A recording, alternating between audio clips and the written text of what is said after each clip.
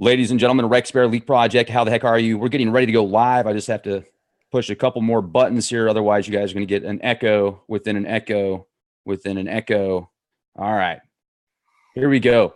Clint Richardson, the man, the legend, the way of life. He's been on the show before, very knowledgeable. He used to be in an industry where he had an opportunity to make tons of money, and he was in the video game industry making violent video games. And basically, from what I gathered last time, is it got to your head and you said, I don't want to be a part of this. I'm breaking out of it, and I'm going to do research into who we really are, what we really are, what words are, etc. And you've been breaking everything down just beyond a level of what most people get into. And one thing I find fascinating, Clint, is recently, more so than before, and I've always thought about this off and on. I shouldn't say always, but for the past 15 years, but even more so lately, I've been thinking about how words can be used against us and how letters break down to certain frequencies and how certain words are misused and abused. And they're almost like spells that are cast upon the masses. So we're going to definitely get into that. And the straw man hypothesis that you bring to the table, I find it fascinating. And folks, I would definitely recommend going to strawmanstory.info. He just wrote a very good book on the subject. So check it out. It's even available for download. It's an honor to have you on the Leak Project, Clint. How the heck are you? Very, very good. That's free to download, by the way, too. So take it, put it in your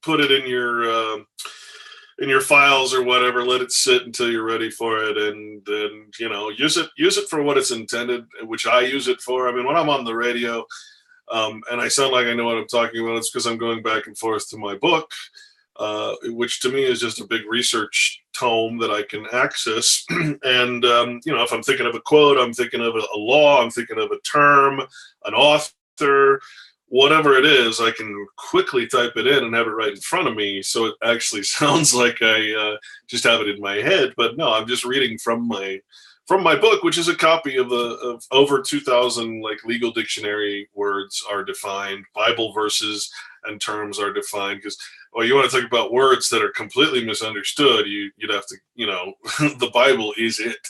Everybody misinterprets the Bible because it's completely metaphoric as opposed to literalist, which is unfortunately the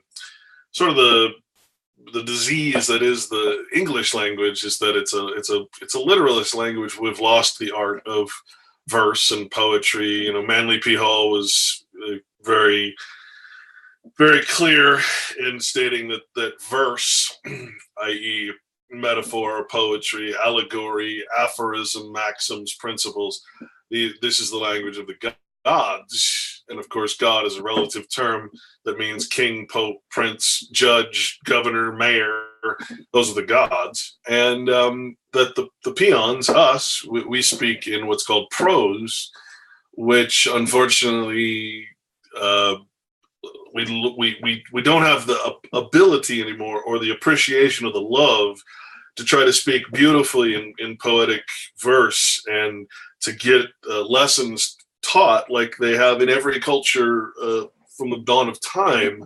There's always the story, the outrageous stories that are told to children to pass on knowledge, right? True knowledge is always passed on, it seems, through allegory or through metaphor, because it's so much easier to understand, especially for children, these kind of outrageous tales. And I think that's part of why video games and cartoons and movies are geared towards the ridiculous, towards this sort of esoteric, whatever it is, anything but teaching true knowledge, right? So the more ridiculous you make something, it turns out, the easier it is to remember.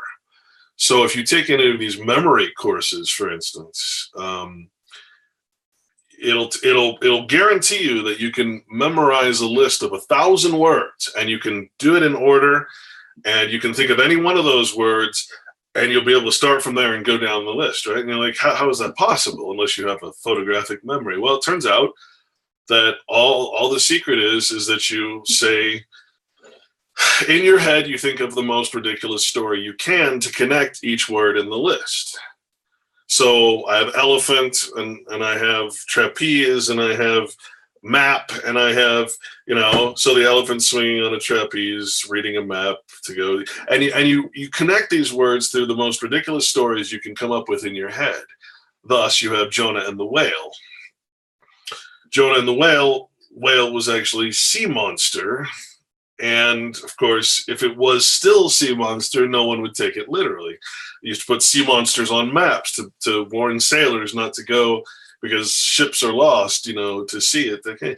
So the whole language structure that we have, all the beauty of it, and all the just the glory of being able to poetically express yourself has been made, makes you a nerd or a geek if you're into poetry or anything like that. And yet you got to think that the gods, which are the magistrates, the presidents, the kings, the judges, especially in courts, which we call magistrates. You can look at magistrate, it means God.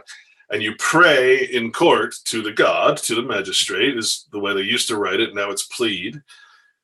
You got to realize that what they're hearing and what you're saying are two different things. You're speaking literally. I did this, this, and this. They're hearing the legal version, which is always opposite to reality, because nothing in legalism actually exists. It's not real. It's the legal version of things, which means legal essentially means anti-nature, anti-God, anti-whatever is real. And that's basically what's happened to us, is that we've lost what some people call religion, which is not a correct way of looking at it. We've lost the natural law, and we're following the fictional law, the law of fiction over fictional things. So we act in fiction, we act in person, we have flattering titles. I'm a doctor, I'm a lawyer. I have a diploma or diplomacy from the state, which tells me I can carry a fictional title and have powers that are not natural. I can kill people with a license. I can do all these things against the natural law, or what we call God's law, because I have license, legal license. I got to jump in for just 5 seconds on that, because it's imperative, because you brought up the license thing. I was watching Gotham last night. It's a TV series that I'm a TV buff, and I love the subliminal programming they put in there because I know what they're doing. And it's like, okay, this is a blueprint for their future objectives, But guess what the Penguin was giving the city of Gotham? Because the city of Gotham had gone out of control, and just too much chaos and too many criminals out there, and the police were all corrupt and everybody was all corrupt. So the Penguin comes in, and guess what he offers? He offers criminals a license, but they have to buy a license from him. And guess what happens after that? Well, they cut down on crime by 57%, and everything's better than it's been in such a long time. But if you don't have that license by your criminal overlord, then guess what? Well, then you'll be taken out. So, I'm sorry, I just had to throw that out there, because when you said you got to have a license, crime was made legal as long as you have a license. That's exactly what a license is. See, what people don't understand is that the purpose of government is to create license. License actually is a synonym for anarchy. When you take the word anarchy, you have to take it in the meaning that it was intended, not as a movement, not as what you want it to be. You have to read word. You have to know words as they're meant to be used in both the common language. When you say license, you're saying anarchy against the natural law. In other words, giving someone a right that they don't find in nature. Okay, so that is actually what the term license means. If you look up the synonyms for license, you're going to find anarchy and lawlessness. So what people have not come to the understanding of is that government is, in a sense, organized anarchy, organized crime, which people accept. But when you say it's organized lawlessness, what's the difference between organized crime and organized lawlessness? Now, for those who call themselves anarchists and wear their T-shirts, and I'm not interested in that. I'm only interested in the meaning of the word as it was intended. So intended to be used in their language, right? So you're actually kind of foolish to be a citizen and claim to be an anarchist, because of course you're following all the laws of citizenship. So it's a way of saying, hey, I need to be governed because I can't govern myself. They love the fact that people call themselves anarchists, because then they're not following the one, system of law that they actually recognize as higher. Because anarchy, to them, not to me, not to anyone else, but to them, and that's all I'm interested in, to them, it means lawlessness. So if I'm claiming to be lawless, well then, as the founding fathers said in their writings, that you're gonna be governed either by yourself, which means that you're following the law of nature, law of God, and you're your own slave. You're your own keeper. You're the one that forces yourself to love and have temperance and forgiveness and all that, or you're going to be ruled by some external force. And so it's always the worship of external things. It's the man who worships God externally instead of internally, or as nature, as being part of nature, that is always going to be governed by men. So let me jump in here for a minute then. When you brought up the founding fathers, the Constitution, the Bill of Rights, etc., even that in and of itself is a part of that kind of straw man system, isn't it? Sure, it's the creation of identity.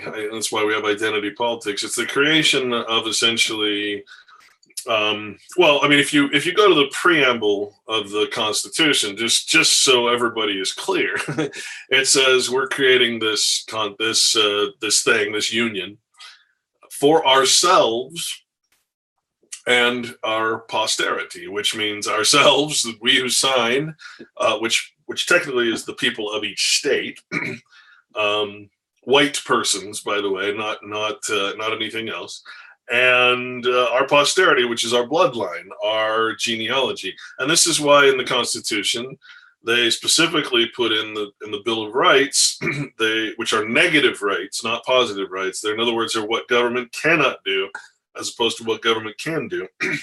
It says the right to bear arms in the Second Amendment. Now, all of us, because we're trained and entrained to think that arms just means guns, the second you start studying heraldry, and the word arms as it's used, which is a capitalized word, when you capitalize a word, and there's a lot of capitalized words in the Constitution, for instance, people, which means a specific set of people, not all people, and arms is capitalized, which always refers to the heraldic arms, the coat of arms, which comes from, of course, the kings of England. This is why all the presidents are related. This is why all the governors are related. This is why it's this big bloodline that has this gushue. Why? Because it was created for them and their posterity.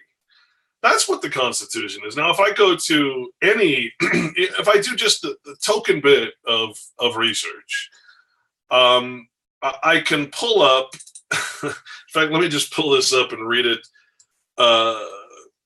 because otherwise it's just coming from me saying it, people don't believe it. 14th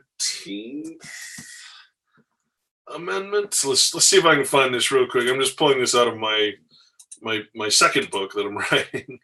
The 14th Amendment from Black's Fourth of the Constitution of the United States became part of the organic law July 28th, 1863. And its importance entitles it to special mention. It creates, or at least recognizes for the first time. So in 1863, for the first time, a citizenship of the United States was created from the 14th Amendment. Wait a minute. What were people before 1863 is the question. Well, you had the private people, which were the bloodline, and then you had all the laborers, all the slaves, and all the indentured servants, which most of us come from. And all of a sudden, everybody's equal, which means we're all equally sanctioned or punishable under the law. There's no equality in the natural law. No one's equal. Everybody's born equal, which means you have no status and no legal anything. But there's no notion of equality, for instance, in the Bible. It's very clear that there's no such thing as equality. It's a forced thing, right? So diversity. What is the word diverse? Well, it's a dead action. Well, it's multiple laws. So the Bible's, but the natural law is clear. Follow only this law, right? don't take any other doctrines. Well, you want to diversify and you want to have all these different religions living together that have different foundational laws. And make no mistake, the Bible is the common law. So I tell people all the time, if you just look at the Bible, take the religion out of it and look at it as just the foundation of the common law of England, which is why it's copyrighted in the Crown, and the common law of England transferred over to the states of the Union, and then the United States was created to be purely a secular entity. It's the only document that doesn't pay homage to God, in fact. So we have a new citizenship for the United States, distinct from that of the states. Distinct from that of the states. So you have two citizenships.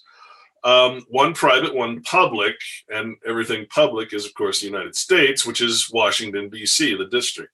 And we could go into an entire, lesson on how the water of the sea was flooded over the land and how Jesus walked all over the water, the seas of commerce without sinking, but we all need a ship, a citizenship.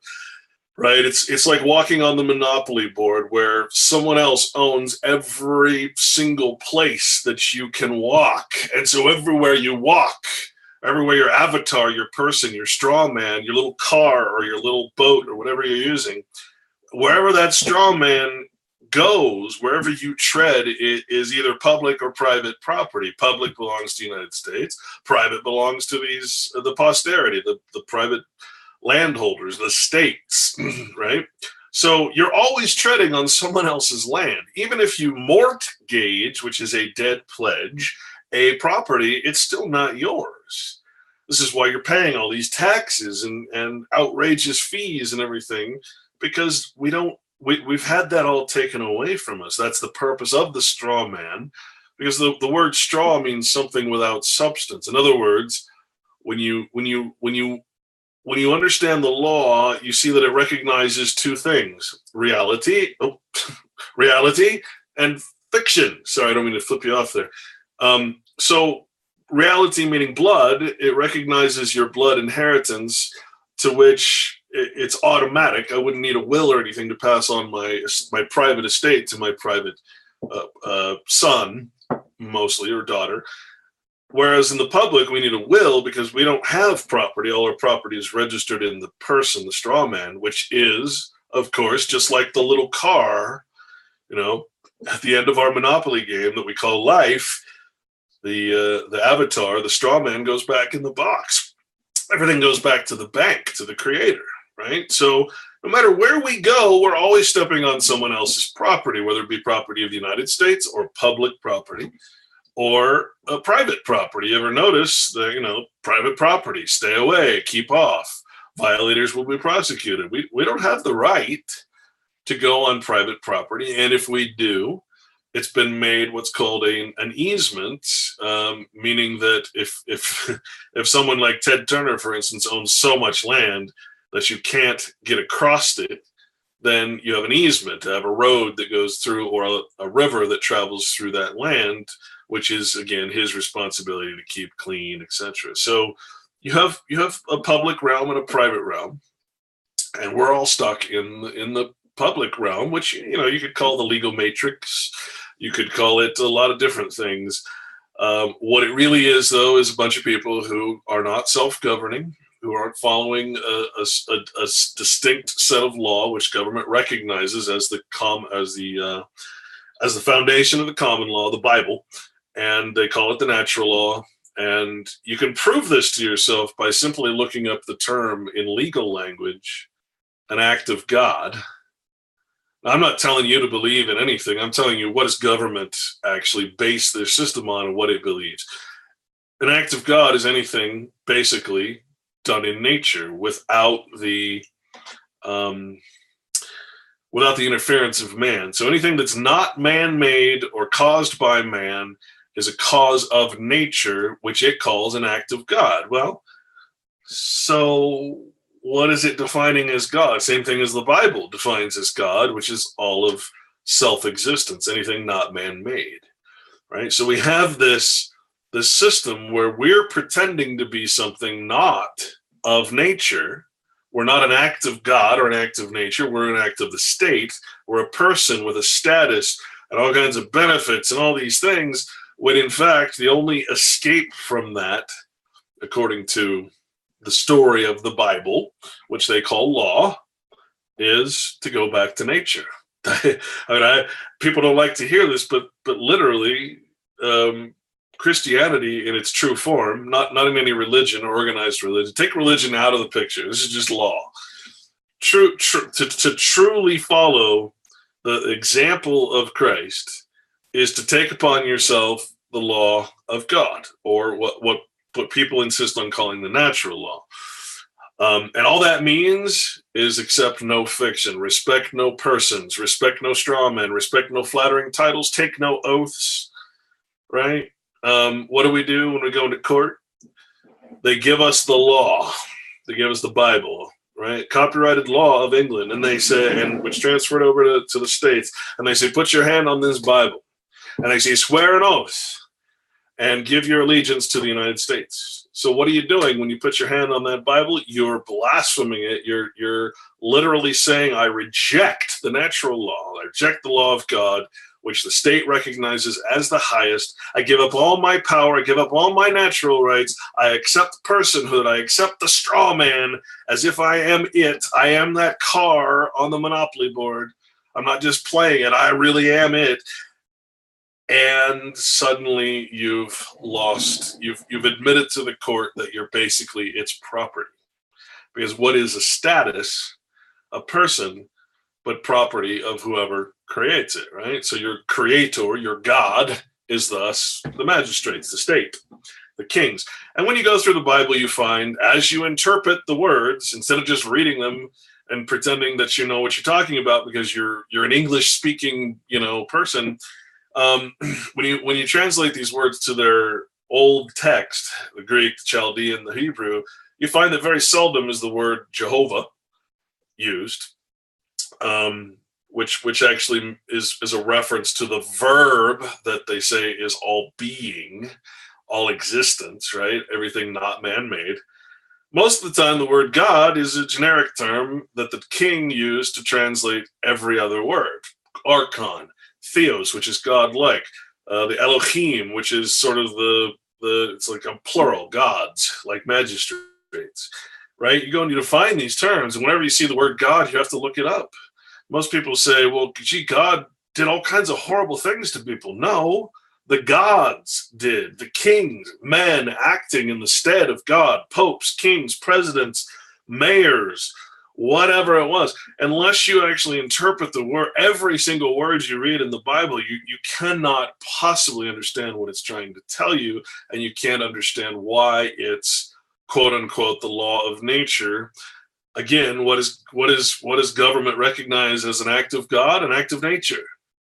I mean, nobody wants to hear that Christianity is actually the worship of nature as God, or all of existence, all of being as a monotheistic God, as opposed to paganism, which is a plural or a polytheistic God, where the water is its own God and the earth is its own God and the sky is its own God, instead of one, a verb that means all of existence, all of being, which is actually how it's defined in the concordances and the lexicons.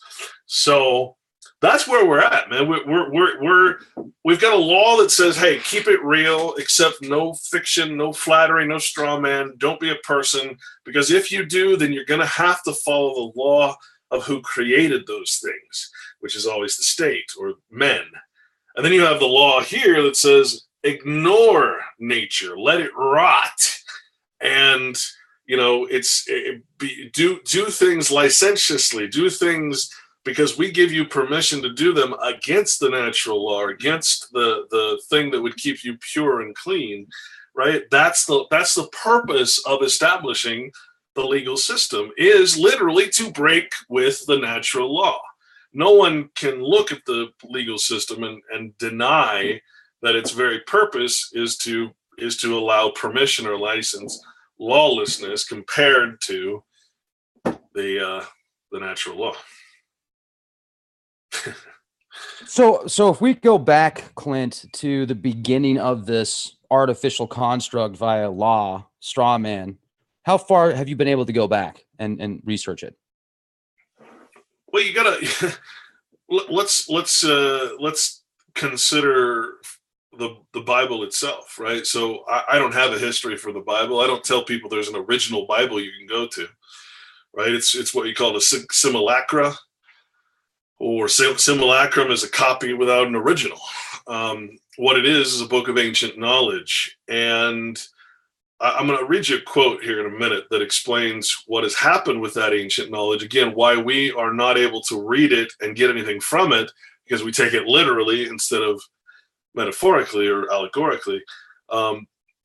We externalize it instead of internalizing it, right? So when you're looking at the history of the legal system and the history of the Bible, you can't really do that, because you can't understand the legal system without its opposite. What is its opposite? Well, obviously the Bible, because see, the only reason I got into this, because I despised religion. I hated religion with every ounce of my being. But then I realized, oh, okay, I have to actually separate the Bible from religion, because religion's job is to make you follow religion and not the Bible, right? This is why the Bible is very clear.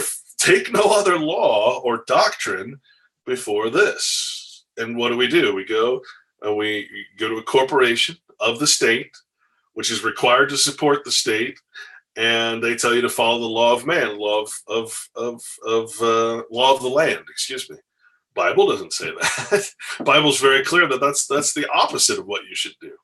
So you have to learn to take all of this fiction of man, and take the Bible and separate. Because the church has two functions. The church either makes you hate religion and therefore hate the Bible, or it makes you love religion and therefore hate the Bible.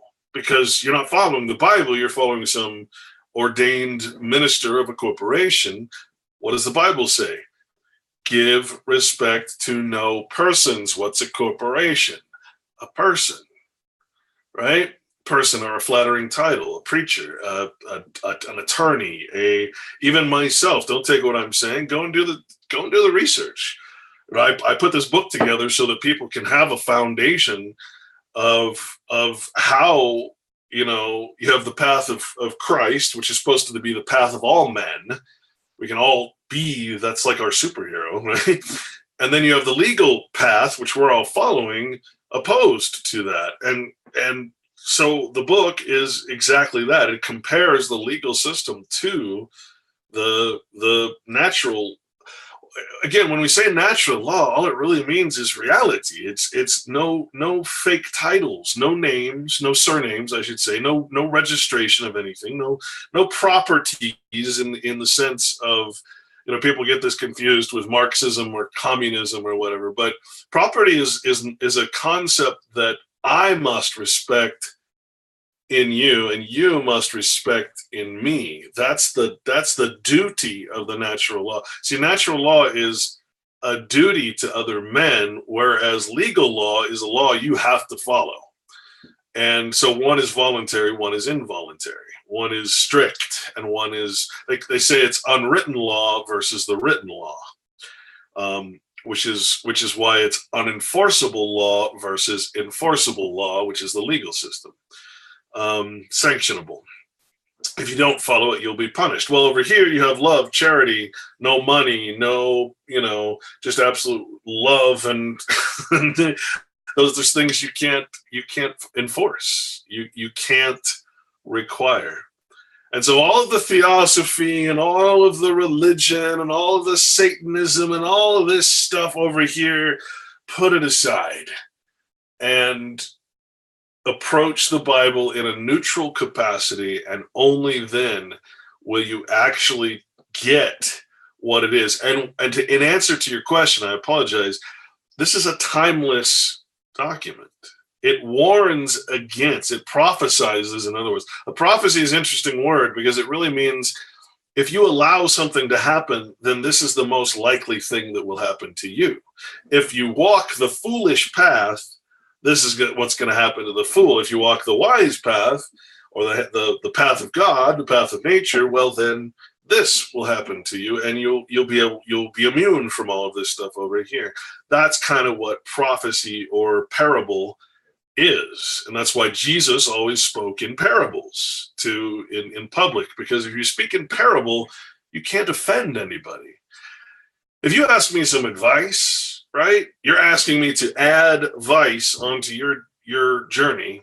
I'm going to do as Jesus did. I'm going to say, well, Rex, the foolish man would follow this path that you're thinking, and this is probably how he'll end up, and this is what the law would suggest is going to happen. Or the wise man who follows the higher law, and doesn't accept the license to break that higher law.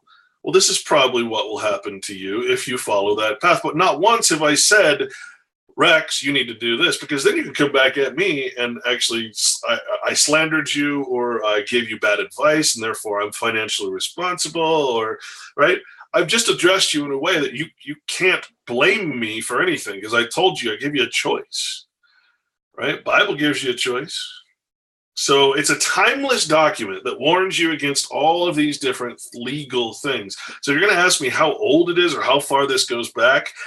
The answer is it's a singular system. You can't have one without the other. You can't have something can't exist without its opposite. Light and dark can't, you can't define them without their opposite. So whenever the legal system was created, it was at the same time, in my opinion, that the quote unquote natural law system was created. And I'm not going to sit here and say the Bible is a document written by God. That's ridiculous. Of course, it's written by men. But those men, as so many writers and esoteric writers even have said, are men of divine wisdom, men who've gone far past the commonality of most men to understand this sort of metaphoric, allegoric concept of things. And without that, we are a lost people, because we can understand the writings of the ancients. And go ahead. There's a quote that I want to pull up that explains this in such beautiful, reality, beautiful detail. I just got to find it here. Yeah, I mean, you've got a very interesting website as well. If you go to strawmanstory.info, somebody asked how they could kind of go through some of these chapters and such. Not only do you offer it as a download, but you also offer it as a paperback as well. I like to have a physical book as well as the digital copy, but it's nice that you offer that digital copy, especially for people that, maybe they don't have the $40 that, or whatever. Well, I offer it free to anybody who wants to download it. And you know what? If you don't have the money for a book, I'll send that to you free too. I accept donations, not for the book. It's not for sale. It's free. I accept donations and ask for donations just like any charity would, saying, look, in order for me to continue offering things for free, including my blog, my documentary films, and everything else I've done with the Corporation Nation, we're about to do a vaccine documentary at some time again. And I can continue to offer these things for free. And that's been a very positive feedback, the fact that I'm giving it for free. A lot of people don't like free things for some reason, but they don't think that it's worth their time. They feel like they have to pay for it. Well, okay, make a donation and feel like you paid for it and whatever. I'm telling you that this is not my opinion in this book. This is not my, I'm not trying to start a religion, or I'm not even trying to replace the Bible with it. I'm just giving you the knowledge that I've found that is not my own, including all of these different definitions and encyclopedia entries and quotes from throughout history. I mean, it's a huge, huge tome. It's 1,200 pages or so, and the next one's going to be just as long. Because I mean, how do you present an entire language to people that they've never known, the legal language? How do you tell people, look, when you say this word in court, you're actually saying the opposite of what you think you're saying, because you're being literal. You're not being metaphoric or allegoric or whatever. You're not considering the aphorisms, the maxims, the principles of law, and you're certainly not considering that judge is bound in his jurisdiction first by the Bible, second by the common law, the rest of the common law, and then third by the fact of whatever rights you have given up. And at that point, you've given up all rights if you say you're a citizen of the United States. So yeah, keep this document, if nothing else, as a document that you can look up things. You can you can search it very simply. If you just put a dash after any word, a space and a dash, you can pull up any definition. It's good. The written, the public, no, it's not published. The copy, the paper copy, actually has a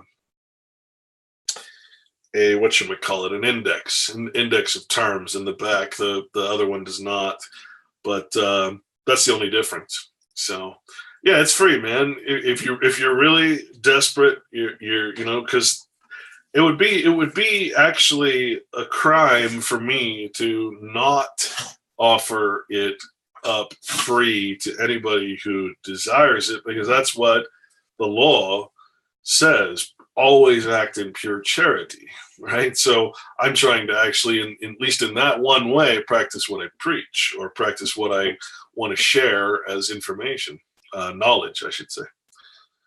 So, and let's jump back even to the Bible. It's interesting because a lot of the prophecies and scriptures have been translated from various cultures, and some people think that Hebrew was the original language, but I can go back and find many stories from Sumerian tablets from ancient Mesopotamia. They're older, that have very similar stories. So I wonder about the actual verbiage and breaking it down. Have you done research?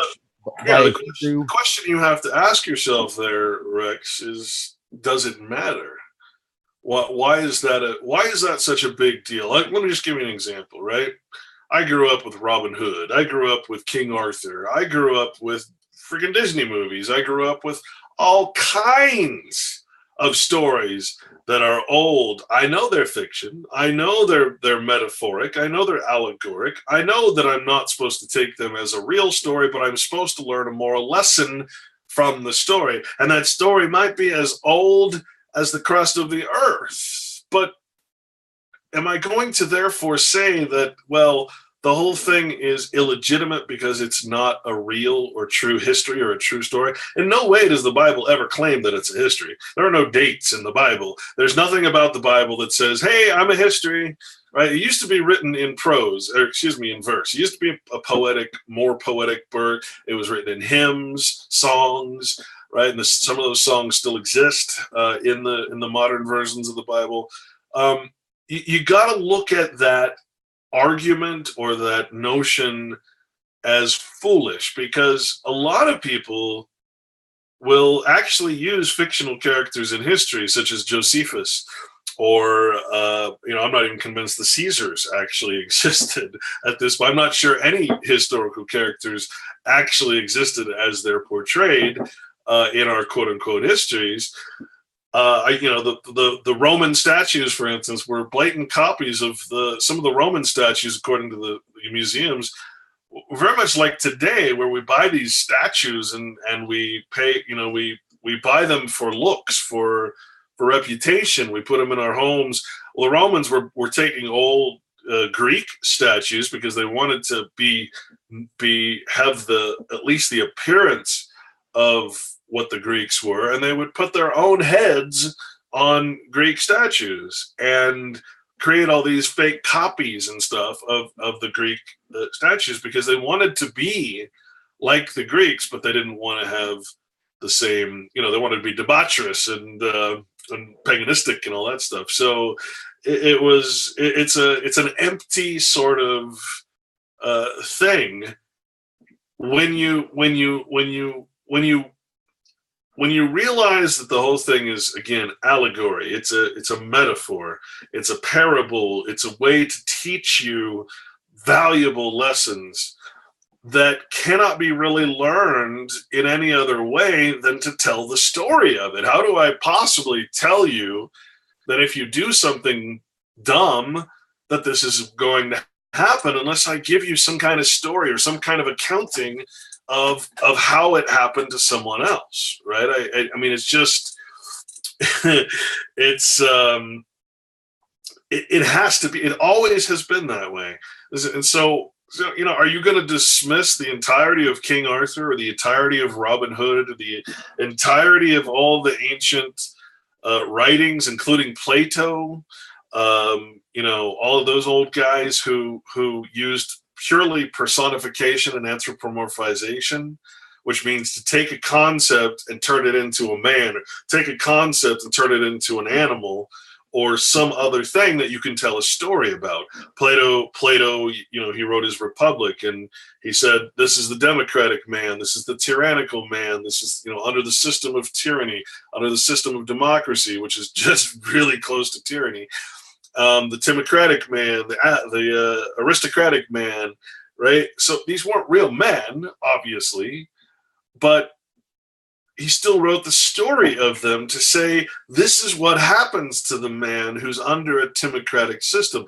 This is then what happens when that democracy devolves, and it devolves again into democracy. So this is the story of the man, how he's influenced by that system, and how the government ultimately, from democracy, just like we're seeing in our system, will definitely fall into what he called the tyranny, or the tyrannical system. So he wrote the tyrannical man, right? And from that point, you go back up and you have a spiritual awakening, like some of us are having, and hopefully most of us will.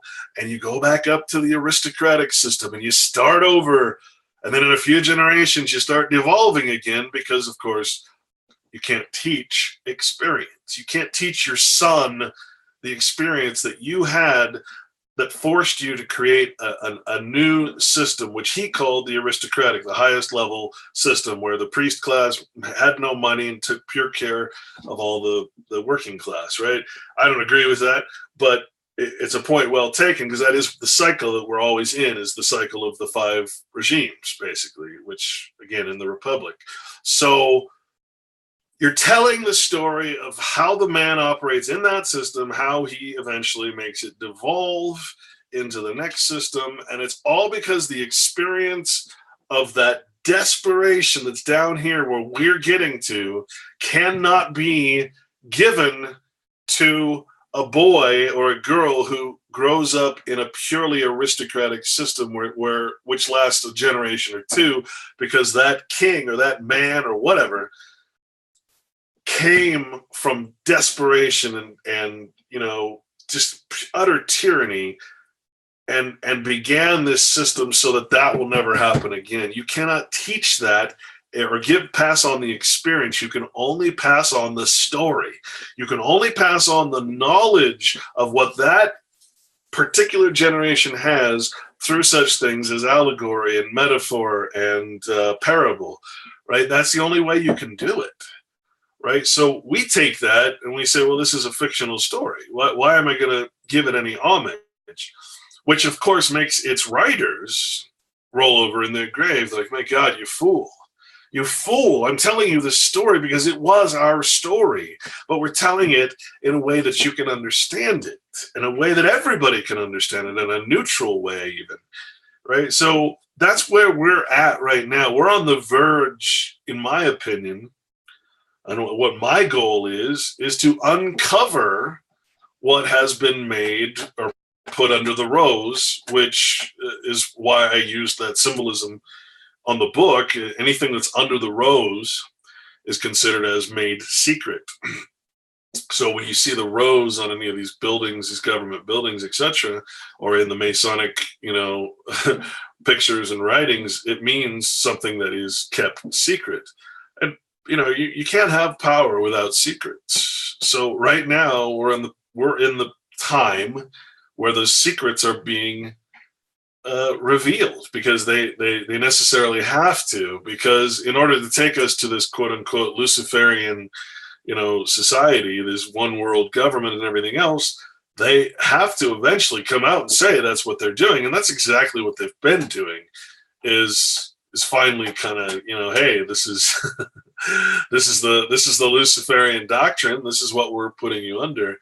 And that simply means what is opposite to the law of nature. That's all it means. and they redefine what nature is, of course. So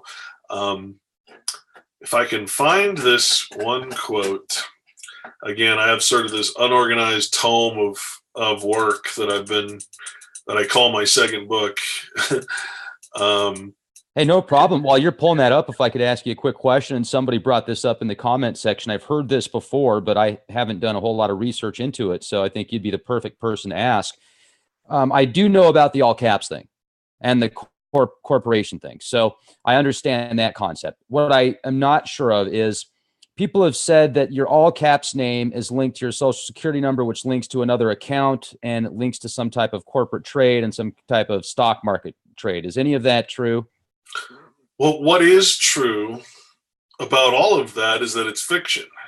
It doesn't exist in nature. It's purely what they call the style of how things are written. Now, style manuals, if you type in a style manual for anything, you're going to get a compilation of rules and regulations that are designed. It's not law. It's just this is the best or a best practice or most accepted way to present a name or to present a corporation or present this. And the proper way to do that in a contract, the style of it is to write in all capital letters. But under no circumstances, and I've got cases to show this, under no circumstances can you go into a court and say, well, this police officer wrote my ticket in all, not all caps, and therefore the ticket is invalid.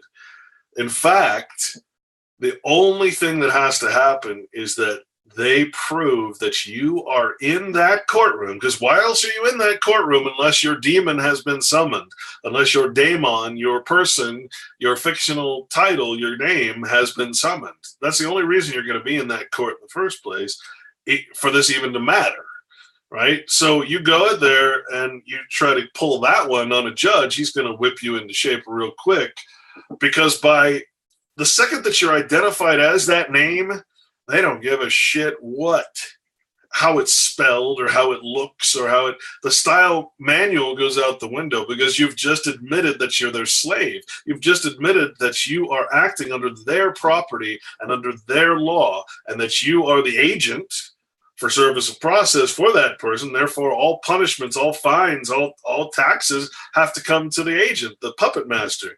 You're the one operating the puppet. The person couldn't live, quote unquote. And when you look up the word life in the dictionary, it will tell you that one version of life, the legal version of life, is the execution of a contract. So a status is a contract, a performance debt. And as long as you are acting in that, well, then it has, quote unquote, legal life. So we have life to the fiction, basically. And again, this is all metaphoric. This is why the system is so hard to understand, because it's so hard for us to think in these artificial terms, right? In these metaphoric or whatever terms. So however it's written, all they care about is that if they send you a summons, right, like summoning a demon, they're summoning their person. You as the surety or the agent will, because you're trained to, you'll appear either as the agent or as the person. And once you do that, all that style stuff goes out the window. You've just lost, because you've just admitted you're the person. And the only rights I have are the rights of that person. I'm an act of God. I'm no longer a man of God. I don't have natural rights. I am under the law of that person, that status, which is property. And the judge, the reason they call them administrative courts is because the judge is administering the corporate structure that is that person, right? So none of it is real. None of it is of nature, but it becomes sort of a false, matrix or reality, because you're confirming and ratifying that you are that person. At that point, they don't give a shit how you spell your name. You can have a misspelled name. It can be put in the wrong box. It can be, at that point, you're at their whim because you've just turned your back. I mean, essentially, the easiest way to say that is you've turned your back on God and you're on the Bible, and you're following a new law, a law of fiction. That's the metaphoric, easy way to say it. To explain what that means takes a whole show like what we're doing. You're turning your back on nature and its law. You're accepting the law of fiction. It's, you know, how many science fiction movies have you seen where it's a battle between technology, you know, whatever is artificial, robots, whatever it is, and those who have stayed in nature? You know, you got the movie Surrogates where they don't want to plug in and become a robot, right? You've got, how many movies have you seen where it's a battle between real and fiction technology? How many? Thousands. Yeah, I mean, it's the same old story. That's all the Bible is. That's all it is a story between those who will be persecuted because they don't want to take the mark of technology, the vain recognition, the other biometrics that are going to be forced upon you in the next few years. And trust me, that's coming. That's part of Agenda 2030, to register all men and give them a digital identity, a biometric identity. That will happen, and that is a choice you're going to have to make. Stay a citizen, get all the benefits, but be marked, or go back to nature, go back to the natural law, have no marks, have no signs, have no identity. That is what this is about. This is not a religion. This is about war between being real, staying in reality, in nature, and falling into transhumanism, the fiction, everything that's happening right now. And it's happening so quickly that you wouldn't believe it. All this is in my book too. All these quotes from the United Nations Agenda 2030, which used to be Agenda 21, right there. It tells you there no one can escape their system as long as you are claiming to be one of their property, their persons, their strawmen. It's a warning. It's a prophecy. That's all I can tell you. And it's happening right now. It's not that it's predicting the future. It's telling you, if you allow artificial intelligence to take over, if you allow technology, which just in the old times meant art or artifice, right? That's how it's defined. If you allow this to take over, then you will fall into it, just like those billions or millions of people that are plugged into the Matrix. Right? I mean, that's it's giving you that warning, just like every other science fiction movie I can think of. You know, it's interesting you brought that up, because I've recently been reading through Ray Kurzweil's book, The Singularity, fascinating book. And he basically discusses how once a civilization reaches the technology of radio transmission, within the next couple hundred years, you're going to see things that are just like what you would see out of a Hollywood film, like these, you know, mutant technologies, nanotechnologies, futuristic technologies. It's going to be just compounding and get so fast that within 200 years, you'll see more technology than in 200,000 years. And then it just gets faster. And he talked about how these artificial intelligences, and what's interesting as well is, I've talked about this before without even reading his works, about how these transhumanistic type AI systems could become self-aware, so powerful that they would start consuming entire planets and entire solar systems and like rewriting them at the molecular level to give it more information.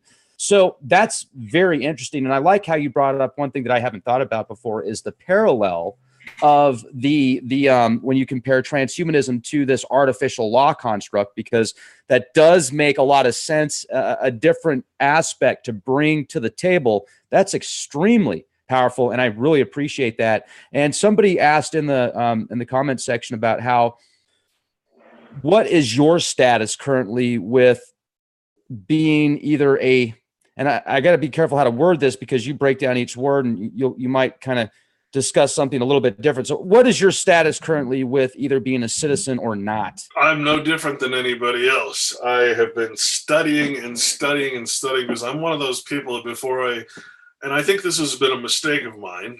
I'm one of those people that needs to know everything. Before I do anything, I like to make an informed choice. I never used to be that way, but lately, because I have learned all this and how easy it is to fall into these traps, I have not done anything to alter my status as a U.S. citizen. However, I know what to do, but I'm hesitating on doing it simply because I'll put it to you this way. It does me no good to, just like some other people have found out who have gone into the private realm, who have become state citizens, for instance. It does them no good to do that. One, they have no land, although they're now qualified to be a landholder, which you cannot be as a U.S. citizen. And two, they find out very quickly, for instance, there have been counties and cities that have gone private, which means that they cannot deal with anything in the public because they no longer have that public identity. And very quickly they switch back to being a public corporation, a municipal corporation, because all of a sudden they've lost all funding. There's no more federal funding. They're not playing by the rules. They're not playing in the club. So if I were to do that at this point without being fully prepared, and I think I'm getting to that point where I'm ready to take the plunge, which means giving up all of the identities, claiming, for instance, there's the Baby Act, which if you look that up, it means, since everything was done as a child, none of that can stick to me, even though I confirmed and ratified it when I turned into an adult. My personal opinion on the subject is that all of us, no matter what we say we want to do, most of us are so tainted, so corrupted, so used to technology and the benefits of citizenship. After all, we were tricked into it from birth through public school, public education, public mindedness, public entertainment, that I'm not sure that we actually can truly escape from it, because the thought of having nothing of an identity or protections, no insurance, no guarantees, that's true freedom, you see. And most of us, I think, are so afraid of that we're not willing to actually ever attain that type of freedom. I include myself in that because I am a citizen. I'm not going to deny it anymore. I'm not going to pretend like I haven't used the social security number and all the contracts and all the bank accounts and the name. I haven't signed, signature. That means to overcome nature. Sig means to overcome. We're stuck in it. But here's my thought. And what my goal in life, I think, is to create some place for people to go to bear their children innocently, to not put them into the birth certificate program, which is the creation of the legal entity, to not assign them a surname, to not assign them a social security number, to not instruct them to do everything that puts us into this trap, into this citizenship, and to keep them private. Now, at 18, you have every right to become, quote unquote, an adult, which means to enter into legalized adultery, to get your licenses, to break the laws and everything else. You have that right. And if you choose that, that's fine. This is not so different than the Amish, for instance. The Amish people, they can walk across the border into Canada and back into the United States, because to them, those things don't exist. They're not citizens. They are a free people, free, peaceful sojourners, if you will, right? So they aren't stopped at borders and asked for ID, because they're judgment proof. They have no, there's nothing you can, there's no person, there's no status, right? They have that right. So that natural right, which means that I have the duty to leave them alone, no matter what my status is. So that's the natural law. So my opinion is, because the legal identity, the straw man, has nothing to do with any child, any infant, until the age of consent, at which point you say, I am going to continue in this fictional identity that has been built, right?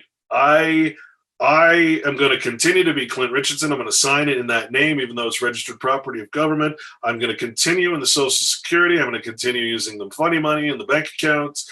I'm going to continue getting all the benefits and protections, consumer protections and all that stuff.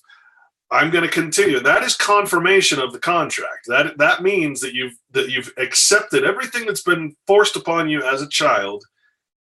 And at age 18, or whatever the age of consent is, where you exist, then you have accepted everything that comes before it by continuing in acting in the person or the straw man. What I'm saying is that perhaps our only hope is to stop putting that upon our children as our parents did upon us and their parents did upon them, is to not assign our children an identity, not put them in quote unquote public school where they'll be indoctrinated into public mindedness. Teach them the law, the Bible law, how to keep your name clear, not accept persons, not accept people's statuses. Oh, you're a president? That means nothing to me. I don't give a shit who you are. You're just a man, and we're all equal under God's, under God's eye. That's the metaphor. That's the beauty of it, because anything in nature that hasn't been tainted and touched by anything in the artifice, which is a creation of man, is free. So how do you free yourself? I don't know, because that is a complete spiritual awakening that I'm slowly going through. I don't know if I'll ever truly attain the bravery and the spiritual connection to nature that I can just walk out into it and say God will provide. When I say God will provide, well, man is a creation of God, so that means I can say man will provide, but not man's fictions. When it says to hate your enemy, it doesn't mean hate man. It means hate man's fictional characters. It means hate man's reputation, hate man's person. Don't respect it. Love the man, hate the person, because the person is what causes a man to be your enemy, because the person gives him license to break the natural law and to treat you as something you are not, because he believes he is something he is not. The Bible says, the law, I should say, the Bible says, never claim to be something when you are no thing. Right? A thing, a person, place, or thing, that's a name, that's a noun, it's a title, it's nothing, right? Don't claim to be a Christian unless you're following the law of God. Don't claim to be a Jew unless you're doing whatever it is that makes you a Jew. Don't claim to be this, don't claim to be that. Don't claim to be a doctor when doctors are responsible for 50% of all deaths in the world. Right, through pharmaceutical drugs and everything else. Don't claim that you're a healer if you're not healing and you're destroying people's health because you're so ignorant of what's in a vaccine, for instance. Right? Don't call yourself something. Don't give the title respect. You have to do whatever it is that you claim that you are, and never respect the title. That's the trick. That's the thing. So I am not a U.S. citizen. There is a U.S. citizen that sits there that I access. I use the driver's license. I use the name and the bank account. I know that I should not. And that bothers me to no end. And I've met people who have gone private, for instance. So I know how to do it. It's a long process. But that's let me ask you a quick question. Free me. Let me jump in real quick if I can, because it's pertinent to this discussion, and there's been several people that have asked. There is something called a UCC1. Is that what happens after you actually file that, and is that what would take you into the status of not being anybody who's listening? I strongly suggest you stay away from the Uniform Commercial Code. First of all, it's in the name, commercial. Okay, commercial, of course, is mammon. It's fiction. It's it's the whole point. The whole way they keep you in the system is through commercial activity. Think about it. What is the government's number one and only product? It's money. Without money, there is no government. You can't. You have no control over people unless you force them to use your money. This is why partially because the reason for the revolution was because the king was charging the colonies tax, but it had to be paid in the king's script, in English money. Well, the colonies had no way to produce English script. They had to earn it, and to earn it, they had to pay embargoes and taxes and fees in order for that money to get over to the colonies so that they could pay the taxes of the king. Naturally, When you get a bad king, they're going to raise the taxes, raise the embargoes, raise all the thing. So, but to the point where you can't even hardly pay your taxes because you're forced to use the money of the central government, where of course, the military enforced central government, the standing army, right? Well, that's no different than what we have today in the United States. We're required to use its money. If anybody tries to create a competitive script or even silver cold coins that say the United States, they'll be thrown in jail. So the one aspect of this whole thing is commerce. Government is the regulator of all commerce that is interstate. As a United States citizen, you are always a foreigner in whatever state you reside. Your person is domiciled in the United States, which is Washington, D.C. That's your person.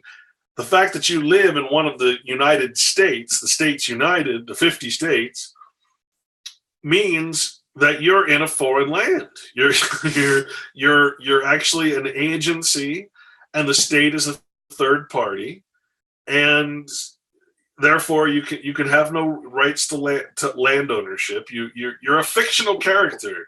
You're there by permission of the state through the United States, and this is why when foreigners come here to go to school, they get a visa from the United States, and then they enter into the state because they're a United States under the domicile of the United States, and only resident. Res means thing. They're only a thing in the States. So you're always a foreigner, and therefore you're always going to be required to use the public aspect of money. Now, if you look at a dollar bill, it'll tell you right on the dollar bill, it says this is used as legal tender for both public and private. See, nobody ever noticed that. Wait a minute. What does that mean? How do I use this privately? How do I use a dollar bill that's a creation of the United States privately? See, and that's where intra-state commerce happens. That's where the people that are inside of the state and sell to each other are no longer under interstate commerce because they're in their own land. They're not United States citizens. They're state citizens, private citizens that are in league with each other, a union, and who created, essentially, the original ones anyway, created the United States, right? People means state. State means people. There is no people. There's only states. That's the word capitalized again.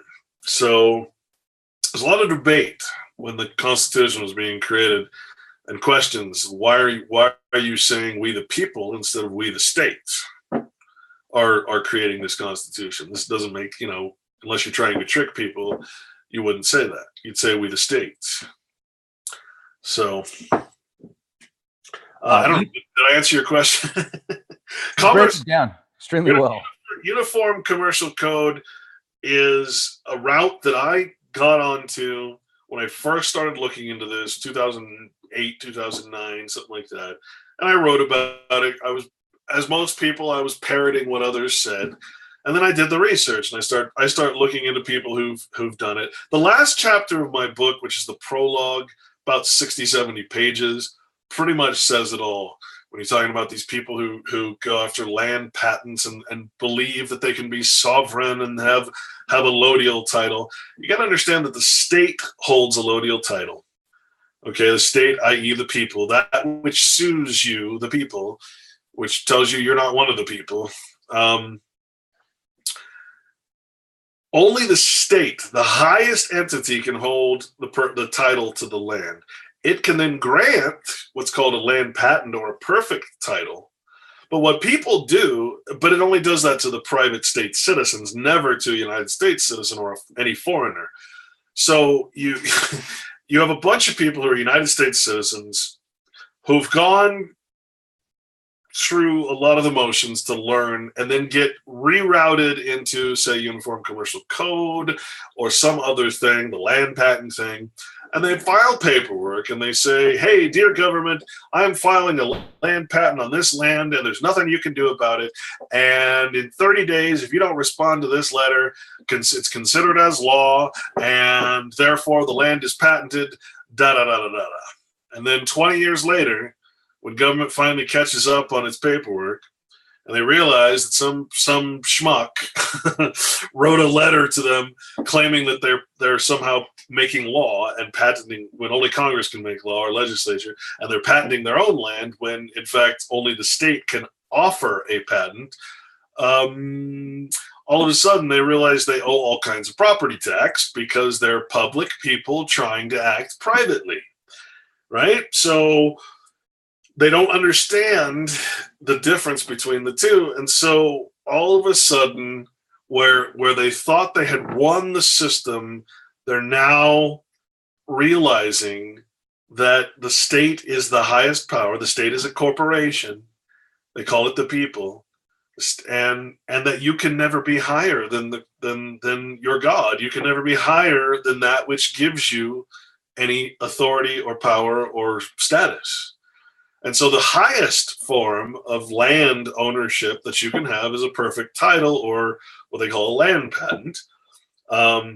But that's always under the highest authority, which is the allodial title. And this really is not that different from the feudal system, honestly. And that was kind of the point of my book, is that when you become a United States citizen, you essentially enter into the modern feudalistic society as opposed to the remaining a private state citizen. But you see, all of that goes back to the commercial code. And the commercial code was created by an assortment of attorneys that I don't remember the name of it. It's in one of my blogs. And they create all of these what's called uniform laws or codes that aren't law, but just the suggestions of the Bar Association, essentially, which should tell you a lot. And what happens is they write all these codes and they try to get them uniformly passed. This is why it's called uniform. They try to get them uniformly passed in each state legislature. So by the time that they are passed in all 50 states, essentially it becomes, for all intents and purposes, it becomes a universal or uniform law in all states. This is how you subvert the legislative process of Congress. This is how you go in. Same thing with Agenda 21, with all the infiltration, the local infiltration into communities to get Agenda 21 policies, United Nations policies, put into place in the local, agendas, local councils and stuff. As you put actors in there, people who, even the PTA is full of actors that are trying to convince parents to support Agenda 21 policies. That's the purpose of all these things at this point. So it's no different. It's you're passing a uniform law that otherwise would not be passed by any sane legislature, and it's being enacted in every state so that you can avoid federal oversight on the thing. The point I'm trying to make is that uniform commercial code is not meant for just the average Joe. It's meant for corporations. It's meant for people who understand trust law. It's meant for private people. And you got to understand that when a private person enters into the public realm, for instance, the guys, let's say that were all those guys that got off the hook for Enron, for instance, should have gone to jail. Well, they create their own public entity, public person. They do it so in a trust, and then they're the executor of the trust. So it's not the same as being a United States citizen, where it's property necessarily of the United States. And they operate as private men. They operate in the public through these trust organizations. Why Barack Obama has so many names that he's operated under. Because they don't want to leave their private protections, their private laws of the states. They don't want to fall into what we are, which is slaves of the United States, voluntary slaves. They want to be able to abandon their trust, abandon the name anytime. So the reason why you never see any of these CEOs of corporations get into trouble is because they just abandon the name. They abandon the trust. It's and they go back to being whoever they are in in the state, and the name then just kind of, it's like a dummy corporation, if you will. So Uniform Commercial Code, what I'm trying to say is that it is very corrupt. It is not something that you want to embrace as, the secure party creditor. I get it. I understand it. But I mean, all you're really doing is really embracing the system, and you're still operating within it. So it's like becoming, say, Duke in the Matrix. You're still in the Matrix. You've not escaped the fiction. You've just become more stuck. You've become more ingrained into it. You've built your identity to a point where you're now you've put all your assets into an account and a trust and all that, but nothing has changed. You're still property acting under the property of government. So that's what I'm trying to get across to people, is that it's always going to be that battle between nature and fiction, reality and fiction. And trust me when I say Uniform Commercial Code is some of the worst fiction I've seen. And it doesn't really apply to us. It doesn't apply to honest, good people. It turns them into something else. That's the best answer I can give. And also, there's another question in the chat here discussing, somebody wanted to know about how, like, if you get out of that system, then I think you pretty much answered that question actually. So, you know what we've got a lot more to talk about in reference to the translations that we discussed earlier about the Gnostic stuff. Is God a human eater? What that actually means. Do you want to take maybe a 5-10 minute break, and then we could jump back on here and discuss that and anything else you feel would be pertinent to your life's work and what you've been doing? Yeah. When we come back, I'll read this quote, because I think it's a very good understanding of what happened to those who first occulted the knowledge of the Bible are now like, God, look what we did. We caused absolute ignorance in a whole generations of people, because we took the knowledge and we occulted it, we altered it, we changed it so it can't be easily understood by the masses. So I'll read that when we come back, and then we'll get into that stuff. All right, fantastic, much appreciated, ladies and gentlemen. Also, make sure to check out strawmanstory.info. And if you do a lot of research, if you want to keep your information private, I would definitely look into a VPN like Virtual Shield. I use Virtual Shield. These guys are great. They started from the ground up, and it's a way to keep your information private. So not every website you visit will have access to all of your data as well. Question everything, ladies and gentlemen. We'll be back here in about 10 minutes, 10-15 minutes. So stay close, be excellent to each other, and be the change you want to see. And organized lawlessness. Now, for those who call themselves anarchists and wear their T-shirts, and I'm not interested in that. I'm only interested in the meaning of the word as it was intended. So intended to be used in their language, right? So you're actually kind of foolish to be a citizen and claim to be an anarchist, because of course you're following all the laws of citizenship. So it's a way of saying, hey, I need to be governed because I can't govern myself. They love the fact that people call themselves anarchists, because then they're not following the one, system of law that they actually recognize as higher. Because anarchy, to them, not to me, not to anyone else, but to them, and that's all I'm interested in, to them it means lawlessness. So if I'm claiming to be lawless, well then, as the founding fathers said in their writings, that you're gonna be governed either by yourself, which means that you're following the law of nature, law of God, and you're your own slave, you're your own keeper, you're the one that forces yourself to love and have temperance and forgiveness and all that, or you're going to be ruled by some external force. And so it's always the worship of external things It's the man who worships God externally instead of internally, or as nature, as being part of nature, that is always going to be governed by men. So let me jump in here for a minute then. When you brought up the founding fathers, the Constitution, the Bill of Rights, etc., even that in and of itself is a part of that kind of straw man system, isn't it? Sure, it's the creation of identity. That's why we have identity politics. It's the creation of essentially, well, I mean, if you go to the preamble of the Constitution, just so everybody is clear, it says we're creating this union for ourselves and our posterity, which means ourselves, we who sign, which technically is the people of each state, a fictional title and have powers that are not natural.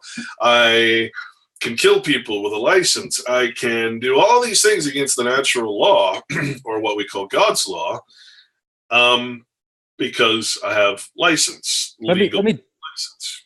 I got to jump in for just 5 seconds on that, because it's imperative, because you brought up the license thing. I was watching Gotham last night. It's a TV series that I'm a TV buff, and I love the subliminal programming they put in there, because I know what they're doing. And it's like, okay, this is a blueprint for their future objectives, you know. But guess what the Penguin was giving the city of Gotham? Because the city of Gotham had gone out of control, and just too much chaos and too many criminals out there, and the police were all corrupt and everybody was all corrupt. So the Penguin comes in, and guess what he offers? He offers criminals a license, but they have to buy a license from him. And guess what happens after that? Well, they cut down on crime by 57%, and everything's better than it's been in such a long time. But if you don't have that license by your criminal overlord, then guess what? Well, then you'll be taken out. So, you know, I'm sorry, I just had to throw that out there, because when you said you got to have a license, crime was made legal as long as you have a license. That's exactly what a license is. See, what people don't understand is that the purpose of government is to create license. License actually is a synonym for anarchy. When you take the word anarchy, you have to take it in the meaning that it was intended, not as a movement, not as what you want it to be. You have to read word. You have to know words as they're meant to be used in both the common language. When you say license, you're saying anarchy against the natural law. In other words, giving someone a right that they don't find in nature. Okay, so that is actually what the term license means. If you look up the synonyms for license, you're going to find anarchy and lawlessness. So what people have not come to the understanding of is that government is, in a sense, organized anarchy, organized crime, which people accept. But when you say it's organized lawlessness, what's the difference between organized crime versus, and terms are defined? Because, well, you want to talk about words that are completely misunderstood, you'd have to, the Bible is it. Everybody misinterprets the Bible because it's completely metaphoric, as opposed to literalist, which is unfortunately the sort of the disease that is the English language, is that it's a literalist language. We've lost the art of verse and poetry. Manly P. Hall was very, very clear in stating that verse, i.e., metaphor, poetry, allegory, aphorism, maxims, principles, this is the language of the gods. And of course, God is a relative term that means king, pope, prince, judge, governor, mayor. Those are the gods. And that the peons, us, we speak in what's called prose, which unfortunately we don't have the ability anymore, or the appreciation of the love, to try to speak beautifully in poetic verse, and to get lessons taught like they have in every culture from the dawn of time. There's always the story, the outrageous stories that are told to children to pass on knowledge, right? True knowledge is always passed on, it seems, through allegory or through metaphor, because it's so much easier to understand, especially for children, these kind of outrageous tales. And I think that's part of why video games and cartoons and movies are geared towards the ridiculous, towards this sort of esoteric, whatever it is, anything but teaching true knowledge, right? So the more ridiculous you make something, it turns out, the easier it is to remember. So if you take any of these memory courses, for instance, it'll guarantee you that you can memorize a list of 1,000 words, and you can do it in order, and you can think of any one of those words, and you'll be able to start from there and go down the list, right? And you're like, how is that possible unless you have a photographic memory? Well, it turns out. Ladies and gentlemen, Rex Bear Elite Project, how the heck are you? We're getting ready to go live. I just have to push a couple more buttons here. Otherwise, you guys are going to get an echo within an echo within an echo. All right. Here we go. Clint Richardson, the man, the legend, the way of life. He's been on the show before, very knowledgeable. He used to be in an industry where he had an opportunity to make tons of money, and he was in the video game industry making violent video games. And basically, from what I gathered last time, is it got to your head and you said, I don't want to be a part of this. I'm breaking out of it, and I'm going to do research into who we really are, what we really are, what words are, etc. And you've been breaking everything down just beyond a level of what most people get into. And one thing I find fascinating, Clint, is recently, more so than before, and I've always thought about this off and on. I shouldn't say always, but for the past 15 years, but even more so lately, I've been thinking about how words can be used against us and how letters break down to certain frequencies and how certain words are misused and abused. And they're almost like spells that are cast upon the masses. So we're going to definitely get into that. And the straw man hypothesis that you bring to the table, I find it fascinating. And folks, I would definitely recommend going to strawmanstory.info. He just wrote a very good book on the subject. So check it out. It's even available for download. It's an honor to have you on the Leak Project, Clint. How the heck are you? Very, very good. That's free to download, by the way, too. So take it, put it in your files or whatever. Let it sit until you're ready for it, and then use it for what it's intended, which I use it for. I mean, when I'm on the radio, and I sound like I know what I'm talking about, it's because I'm going back and forth to my book.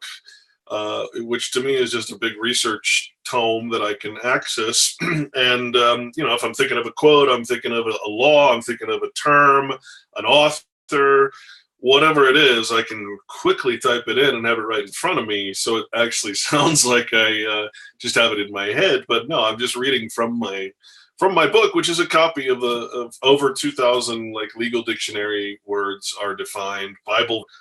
That all the secret is that you say, in your head, you think of the most ridiculous story you can to connect each word in the list. So I have elephant, and I have trapeze, and I have map, and I have, so the elephant swinging on a trapeze, reading a map to go. And you connect these words through the most ridiculous stories you can come up with in your head. Thus, you have Jonah and the whale. Jonah and the whale was actually sea monster. And of course, if it was still sea monster, no one would take it literally. You used to put sea monsters on maps to warn sailors not to go because ships are lost, to see it. Okay. So the whole language structure that we have, all the beauty of it, and all the glory of being able to poetically express yourself has been made, makes you a nerd or a geek if you're into poetry or anything like that. And yet, you got to think that the gods, which are the magistrates, the presidents, the kings, the judges, especially in courts, which we call magistrates. You can look up magistrate, it means God. And you pray in court to the god, to the magistrate, is the way they used to write it. Now it's plead. You got to realize that what they're hearing and what you're saying are two different things. You're speaking literally. I did this, this, and this. They're hearing the legal version, which is always opposite to reality, because nothing in legalism actually exists. It's not real. It's the legal version of things, which means legal essentially means anti-nature, anti-God, anti-whatever is real. And that's basically what's happened to us, is that we've lost what some people call religion, which is not a correct way of looking at it. We've lost the natural law, and we're following the fictional law, the law of fiction over fictional things. So we act in fiction, we act in person, we have flattering titles. I'm a doctor, I'm a lawyer.